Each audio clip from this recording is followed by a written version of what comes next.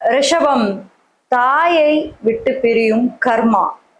ரிஷபராசிக்கு இந்த செப்டம்பர் மாதம் என்னதாங்க நடக்க போகுது? செப்டம்பர் மாதத்துல ஒரு சில முக்கியமான விஷயங்கள் பத்தி தான் நம்ம பேச போறோம். உங்களோட கரியரா இருக்கட்டும், உங்களோட ரிலேஷன்ஷிப்ஸா இருக்கட்டும், இல்ல உங்களோட படிப்பு சார்ந்த விஷயங்கள் எல்லாமே எப்படி இருக்க போகுது, ஓவராலா அவுட்லுக் எப்படி இருக்க போகுது, வாங்க தெரிஞ்சுக்கலாம். வீடியோவை தொடர்ந்து பாருங்க.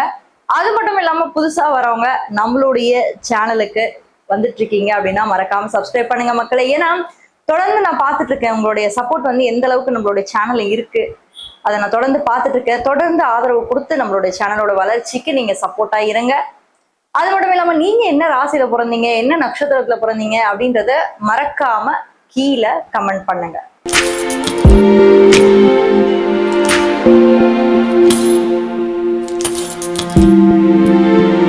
ரிஷபராசி காலச்சக்கரத்துடைய 2வது ராசிங்க. இப்போ இந்த ரிஷபராசிக்கு இந்த செப்டம்பர் மாதம் முதல்ல கிரகநிலைகள் எல்லாம் எப்படி இருக்கு அப்படின்றத ஃபர்ஸ்ட் தெரிஞ்சு போயினா அதான் ரொம்ப முக்கியம். அதை வச்சுதான் இந்த மாதம் நம்ம எப்படி இருக்க போகுதுன்னு டிசைட் பண்ண முடியும் இல்லையா? சோ கிரகநிலை அடிப்படையில் நம்ம பார்த்தோம் அப்படின்னா ராசிநாதன் சும்மா சூப்பரா அட்டகாசமா 6ஆம் இடத்துல போய் உட்கார்ந்துருக்காரு. 6ஆம் இடத்துல கிட்டத்தட்ட உச்சத்தோடைய கணக்குல தாங்க வரும். அது ஆட்சி அப்படின்னு நம்ம சொல்லுவோம் துலாம். பட் துலாம் என்பது மூல திரிகோண வீட்டுல முதன்மையான ஒரு வீடா வருது சுக்கிர பகவானுக்கு. சோ அந்த இடத்துல அவர் உச்ச கணக்குல இருக்காரு. ஓகேவா? உச்சம் ஆட்சி கணக்குல இருக்காரு.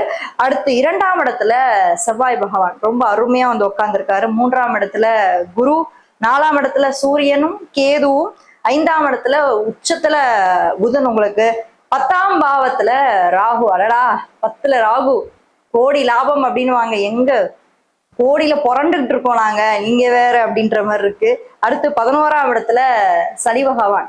சரிங்களா? சோ சனி பகவான் உங்களுக்கு 11ஆம் இடத்துல இந்த மாதத்துல இருக்கார். சோ ரிஷபராசியை பொறுத்த வரைக்குமே என்னன்னாங்க, எப்பயுமே இந்த காதல், அன்பு, இந்த மாதிரி இந்த 2 விஷயங்களுமே அதிகமா பாதிக்கப்பட்டுட்டு இருக்கவங்க வந்து பாத்தீங்கன்னா இந்த ரிஷபராசியில பிறக்கக்கூடியவங்கதான். ஏன்னா அவங்க இந்த 2 விஷயத்தாலுமே தான் அதிகமா ஏமாற்றப்படுறாங்க. இன்னும் அது மட்டும் இல்லாம திருமண வாழ்க்கையில நம்ம உண்மையான அன்புதான் அங்க காமிச்சுக்கிட்டு இருப்போம். ஆனா அவங்க நம்ம மேல வச்சிருக்கிறது போலின்னு தெரிஞ்சும் கூட நம்ம ஏமாறுறோம், ஏமாற்றப்பட்டுக்கிட்டு இருக்கோம் அப்படின்னு தெரிஞ்சும் கூட ஏதோ ஒரு வகையில உண்மையான அன்பு திருப்பி நம்மளுக்கு கிடைக்காதா, நம்ம தொலைத்த வாழ்க்கை நம்மளுக்கு திருப்பி கிடைக்காதா, திரும்பி நம்ம கடவுளோ நம்ம மனைவியோ இழந்த பாசத்தை திருப்பி கொடுத்துட மாட்டாங்களா, நம்ம காட்டுற அந்த ஒரு அன்புல ஒரு 10% திருப்பி கிடைக்காதான்னு அந்த ஏக்கமும் அந்த மனசுல அந்த கஷ்டமும் ஒவ்வொரு நாளும் சுமந்துகிட்டு தான் இருக்கீங்க. இது நிறைய பேர் ஒத்துக்கணும். ஏன்னா உங்களுடைய அந்த ஒரு ஃபீலிங்ஸ் நீங்க எக்ஸ்பிரஸ் பண்ணா, வெளியே சொன்னா மட்டும்தான் அது உங்க பார்ட்னருக்கே புரியும். நிறைய ரிஷபராசிக்காரங்க என்ன பண்றீங்கன்னா மனசுக்குள்ளே வச்சுக்கிறீங்களா, ஆப்போசிட்ல இருக்க உங்க பார்ட்னருக்கு அது தெரியவே மாட்டேங்குது. பிரச்சனை எங்க இருந்து ஆரம்பிக்குதுன்னு தெரிய மாட்டேங்குது. இப்போ ஒரு பிரச்சனைக்கு நீங்க சொல்யூஷன் அப்படின்னா என்ன பண்ணணும், பிரச்சனை எங்க இருந்து ஆரம்பிக்குது தெரியணும்ல. சோ அதெல்லாம் இங்க வந்து தெரிய மாட்டேங்குது. இதுக்கு நீங்களாவே ஒரு காரணமாவும் மாறுறீங்க. மனசுக்குள்ளேயே பூட்டி பூட்டி வச்சு ஒன்றும் பிரயோஜனம் இல்லைங்க.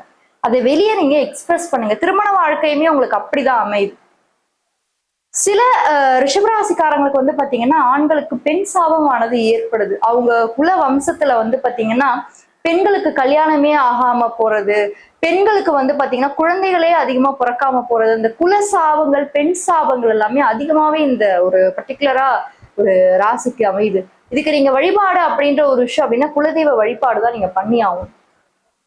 சோ ரிஷபத்துக்கு மோஸ்ட்லி வந்து பெண் தெய்வங்கள் தான் குல தெய்வங்களா இருக்கும். நீங்க வந்து உங்களுடைய பூர்வீகத்துல இருக்கவங்க கேட்டு பாருங்க, நிச்சயமா பெண் குலதெய்வங்கள் தான் அவங்க வழிபாடா இருக்கும். சரி, அது எதுவுமே உங்களுக்கு தெரியல அப்படின்னா நீங்க வந்து மகாகாளி வழிபாடை வந்து நீங்க ரெகுலரா பண்ணும்போது இந்த சாப நிவர்த்தியானது நிறைய பேருக்கு கிடைக்குது இருக்கு. நீங்க அவங்க விசாரிச்சு பாத்தீங்கன்னா தான் தெரியும். பூர்வீகத்துல இருக்கவங்களை விசாரிச்சு பாத்தீங்கன்னா எத்தனை பேர் இப்படி கஷ்டப்பட்டுட்டு வந்தாங்கன்றது உங்களுக்கு புரியும். சோ இன்னொரு ஒரு முக்கியமான ஒரு விஷயம் என்னன்னா, இந்த ரிஷபராசிக்கு இந்த செப்டம்பர் மாதத்துல மேரேஜ்க்கான வாய்ப்புகள் எல்லாம் எப்படி இருக்கு? மேரேஜ் நடக்குமா நடக்காதா?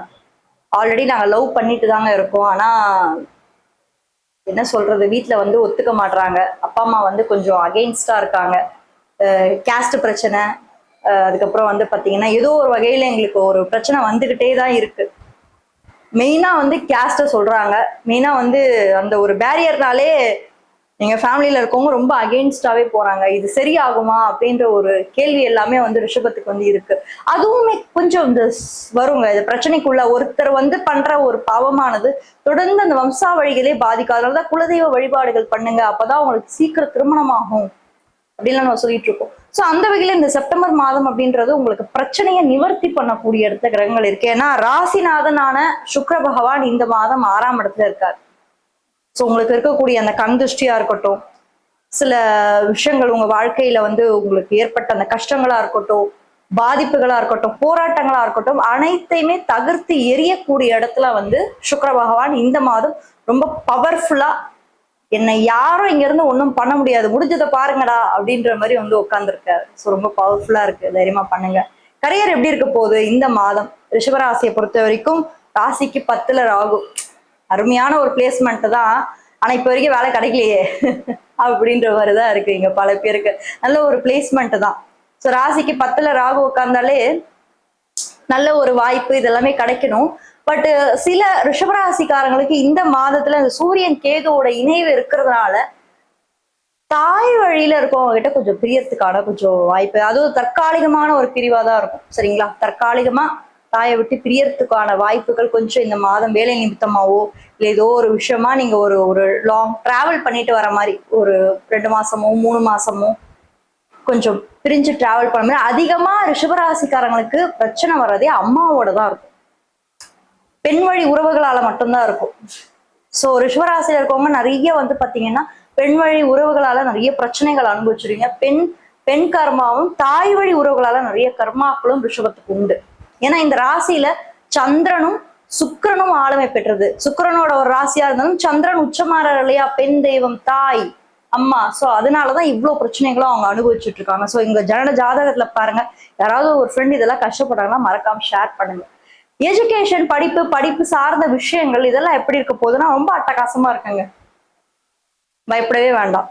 இந்த மாதத்தை பொறுத்த வரைக்கும் ரிஷபராசிக்கு 5ஆம் இடத்துல புதன் உச்சத்துல வந்து புதன் வந்து உட்கார்ந்து இருக்கிறதுனால ஓகே சமாளிக்கலாம், ரொம்ப அப்படியே இருக்கும் அப்படின்னு சொல்ல முடியாது. பட் புதன் வந்து அந்த இடத்துல இருக்கிறதுனால போக்கஸை கொஞ்சம் அதிகப்படுத்துவார்.